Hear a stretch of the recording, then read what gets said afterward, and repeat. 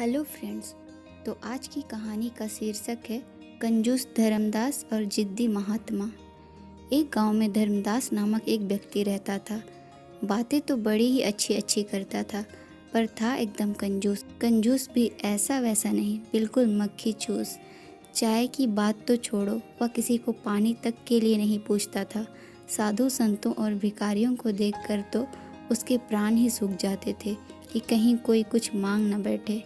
एक दिन उसके दरवाजे पर एक महात्मा आए और धर्मदास से सिर्फ एक रोटी मांगी। पहले तो धर्मदास ने महात्मा को कुछ भी देने से मना कर दिया, लेकिन तब वह वहीं खड़ा रहा तो उसे आधी रोटी देने लगा। आधी रोटी देखकर महात्मा ने कहा कि अब तो मैं आधी रोटी नहीं, भरपेट खाना खाकर जाऊंगा। इस पर धर्मदास ने कहा कि अब वह कुछ नहीं देगा। महात्मा रात भर चुपचाप भूखा प्यासा धर्मदास के दरवाजे पर खड़ा रहा।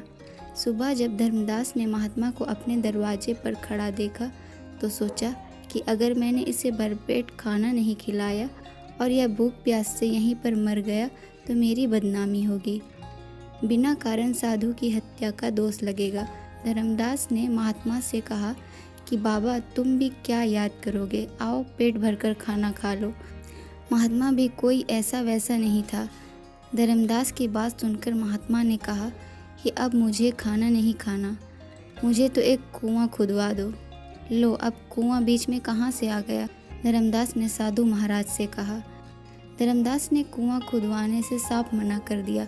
साधु महाराज अगले दिन फिर रात भर चुपचाप भूखा प्यासा धर्मदास के दरवाजे पर खड़ा रहा। अगले दिन सुबह भी जब धर्मदास ने साधु महात्मा को भूखा प्यासा अपने दरवाजे पर ही खड़ा पाया तो सोचा कि अगर मैंने कुआं नहीं खुदवाया तो यह महात्मा इस बार जरूर भूखा प्यासा मर जाएगा और मेरी बदनामी होगी। धर्मदास ने काफ़ी सोच विचार किया और महात्मा से कहा कि साधु बाबा, मैं तुम्हारे लिए एक कुआं खुदवा देता हूँ और इससे आगे अब कुछ मत बोलना। नहीं, एक नहीं, अब तो 2 कुएं खुदवाने पड़ेंगे। महात्मा की फरमाइशें बढ़ती ही जा रही थी। धर्मदास कंजूस जरूर था, बेवकूफ़ नहीं। उसने सोचा कि अगर मैंने 2 कुएं खुदवाने से मना कर दिया तो यह 4 कुएं खुदवाने की बात करने लगेगा। इसलिए धर्मदास ने चुपचाप 2 कुएं खुदवाने में ही अपनी भलाई समझी। कुएं खुदकर तैयार हुए तो उसमें पानी भरने लगा। जब कुओं में पानी भर गया तो महात्मा ने धर्मदास से कहा, 2 कुओं में से एक कुआं मैं तुम्हें देता हूँ और एक अपने पास रख लेता हूँ।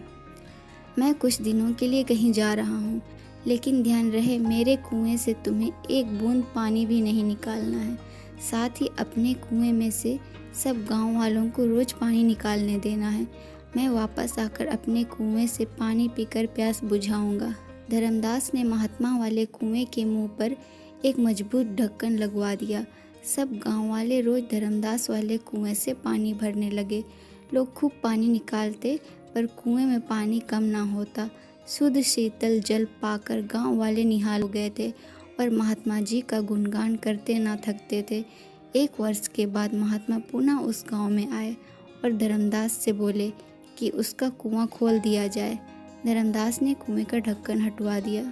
लोग यह देखकर हैरान रह गए कि कुएं में एक बूंद भी पानी नहीं था। महात्मा ने कहा, कुएं से कितना भी पानी क्यों ना निकाला जाए, वह कभी ख़त्म नहीं होता, अभी तो बढ़ता जाता है।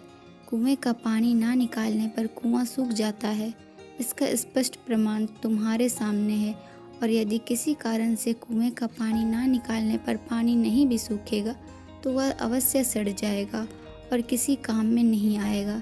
महात्मा ने आगे कहा, कुएं के पानी की तरह ही धन दौलत की भी 3 गतियाँ होती है, उपयोग, नाश और दुरुपयोग। धन दौलत को जितना इस्तेमाल करोगे वह उतना ही बढ़ती जाएगी। धन दौलत का इस्तेमाल ना करने पर कुएं के पानी की तरह वह धन दौलत निरर्थक पड़ी रहेगी, उसका उपयोग संभव नहीं रहेगा या अन्य कोई उसका दुरुपयोग कर सकता है। अतः अर्जित धन दौलत का समय रहते सदुपयोग करना अनिवार्य है। ज्ञान की भी यही स्थिति होती है। धन दौलत से दूसरों की सहायता करने की तरह ही ज्ञान भी बांटते चलो। हमारा समाज जितना अधिक ज्ञानवान, जितना अधिक शिक्षित व सुसंस्कृत होगा, उतनी ही देश में सुख शांति और समृद्धि आएगी। फिर ज्ञान बांटने वाले अथवा शिक्षा का प्रचार प्रसार करने वाले का भी कुएं के जल की तरह ही कुछ नहीं घटता अपितु बढ़ता ही है। धर्मदास ने कहा, हाँ गुरुजी, आप भी बिल्कुल ठीक कह रहे हो। मुझे अपनी गलती का एहसास हो गया है। इस घटना से धर्मदास को सही ज्ञान और सही दिशा मिली।